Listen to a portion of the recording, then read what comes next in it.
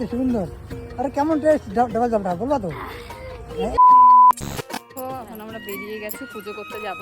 তো এই যে বোন আর আমি, ওই যে একজনের সামনে চলে যাচ্ছে, আর বাকিরা সব গাড়িতে চলে গেছে। আমাদের গাড়ি নাই, আমরা হেঁটে হেঁটে যাচ্ছি।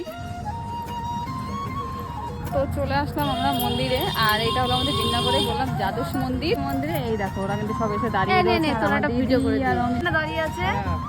কে ওই মহিলাটা? কিংবা আমার হাত নাড়ছে, দেখ কি অসুন্দরে।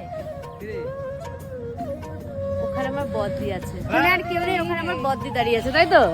বদ্দি আর দিদি অমিতা ওই যে ওখানে দাঁড়িয়ে রয়েছে। ওরা আমাদের আগে এসে ওরা পুজো দিয়ে দিয়েছে। এই কি হয়েছে তোমার? প্রসাদ খাবা? উমা কেমন করছে কেন? প্রসাদ দেবো, দাঁড়া পুজো দিয়ে আসি তারপরে দেবো। হ্যাঁ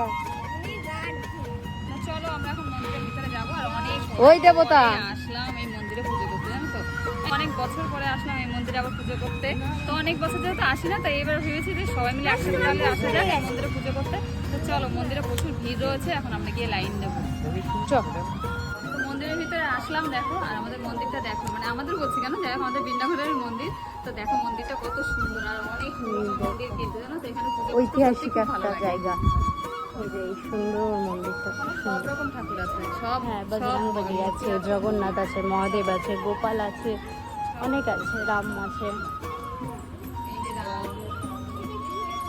লেখা আছে দেখো, বামদেব অবতার, বামনদেব অবতার। তো মন্দিরটা অনেক পুরনো, আমরা যখন আর কি আগে আসতাম পুজো করতে তখন ভেঙে গেছিল, মানে রিপেয়ার করেছে।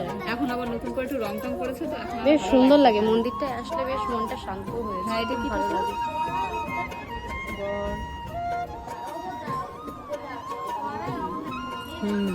দেখ বজরংবলী, রাম লক্ষ্মণ